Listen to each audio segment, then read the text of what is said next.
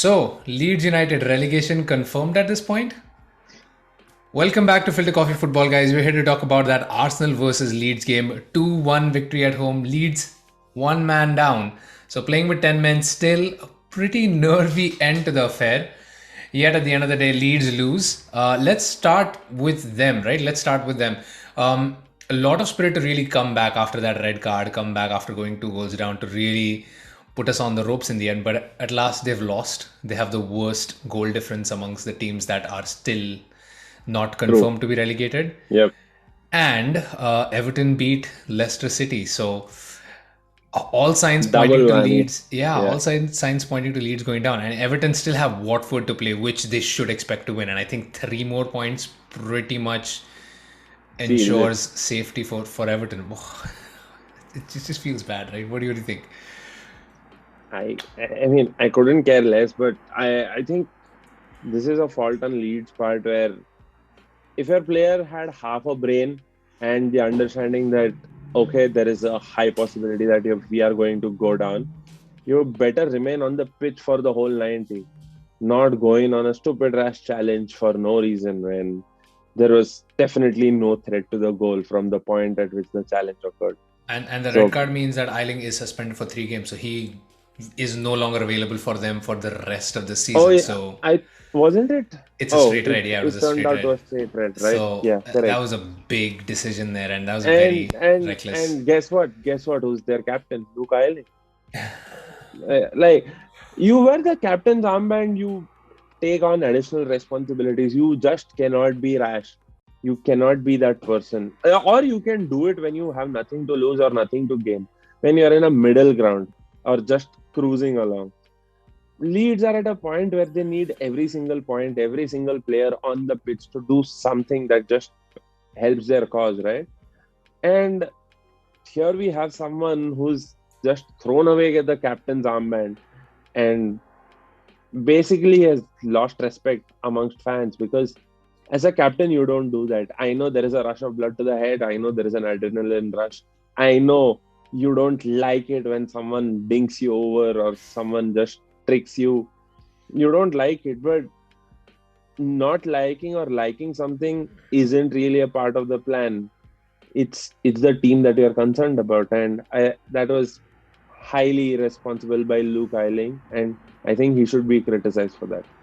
Yeah, and I mean, tough job for Jesse Marsch. He's already dedicated his future, so even if Leeds do go down, he does stick around with them. But um, for many people, him coming in was seen as like a rejig in many ways, but their A playstyle good hasn't sign, changed. but quite too Yeah, late. their playstyle hasn't changed a lot. He's definitely made them a little more compact defensively, but they're still the most, like, they still run more than their opposition pretty much every game. So these players are still being run quite ragged, which, he already came into a team which was half beaten and half tired.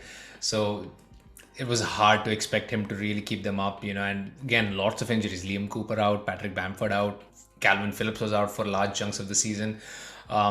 It's a good team, but I mean, this side is probably going to be picked apart should they go down. I mean, you can probably say that for any team that goes down this season. Definitely. This is probably the most star-studded relegation trio in Quite a Premier while. League Yeah. history, I guess, right?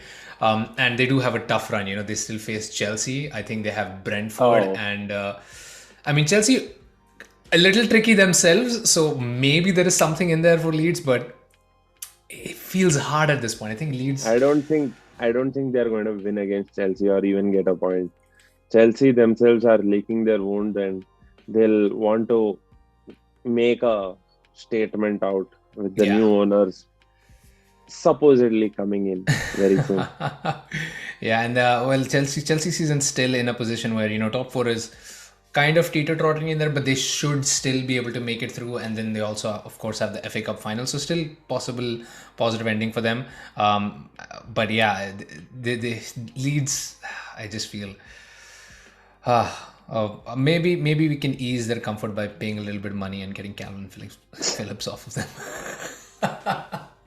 But yeah, let's move on from the recklessness and the hot-headedness of one captain to the cool-headedness and absolute calm touches of Martin Odegaard. What a game he had! No assists, no goals this game, but He was for me Captain the for a reason. standout. Yeah, he was for me the Captain for a standout on the reason, pitch. my friend.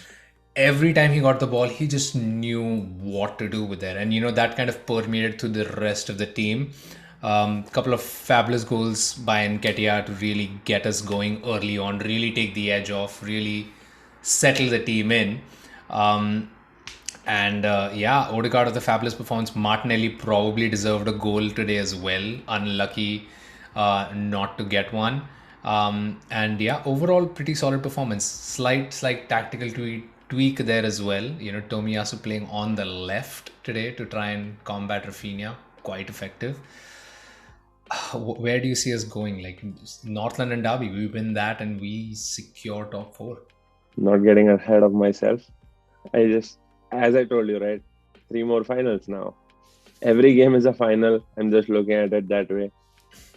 I'm not going to stress much on the NLD because it is another game. We have to win it. As simple as that. There is no difference to me right now because putting emotions or just biasing myself towards that is never going to help. So might as well stay a little away from it and think of it very objectively. But we need to show up at the North London Derby. We need to show up and show that, okay, this is a team that's capable of doing better, and these are the signs. And that's what worries me about the North London Derby is, Tottenham obviously dropping points against Liverpool, but managing to get on the score sheet against a Liverpool defense. Us, on the other hand, playing against a 10-man team, fairly in cruise control and still conceding a goal doesn't bode particularly well for how the defense is going. Hopefully Ben White will be back for that game. But I'm always apprehensive of throwing, a critical player on in a big match directly without giving them some game time. But I think at this point in time, it just makes sense. If he's available, we just have to start him. And, Tomiyasu at left back, Cedric at right back might just make sense again. So it's definitely going to be a tricky fixture. I want us to win, but, most importantly, we just don't need to lose that match. As long as we don't lose that match, we are well within. I mean, the commentators for the most part were saying, oh, now Arsenal in a position where they can afford to lose the match and still have no losses. No. We don't want to be in that kind of pressure going into the final two fixtures of the season. But yeah, right on the brink of top 4. This season is turning out to be way better than expected, right? And Eddie Nketiah seems to have dialed the right number because he's doing all the right things right now. Just turning up and banging those goals. Right place, right time. There's not a better metaphor that I can use here for his performance today. Yeah, I mean, if there is a possibility, do we look to extend that contract? I know kind of bridges were burned, but it seems like the squad is really gelling well together. He seems to have really won Arteta's favor again. And clearly at this point, even with the fit Lacazette, Nketiah is first choice. Does it make sense to keep him on? Does it make sense to extend that contract and, just ease off the pressure of getting another striker in? But I don't think Nketiah will be a regular starter once we get someone else and he wants game time. So I'm not certain how that's going to work out. Well, the upside to that is we will be in more competitions next season. We have, at the bare minimum, we have the Europa League. And if not, we will have the Champions League. It hopefully seems like. So there is game time to go around, and Lacazette probably still not staying around with us. Nketiah kind of further fits into the mold of the young players in the squad.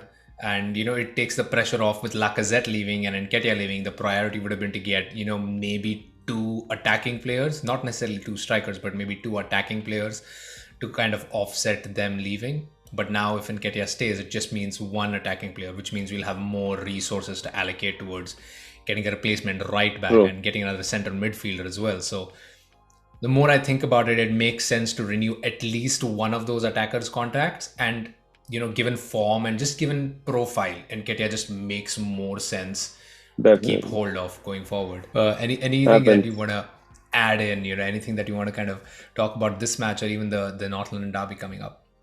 Missing out on a clean sheet again.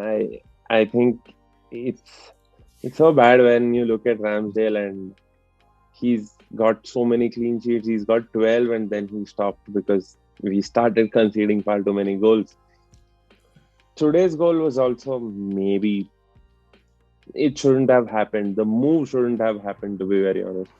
And I think we need to be very active against a team like Spurs so that these moves don't happen quite often.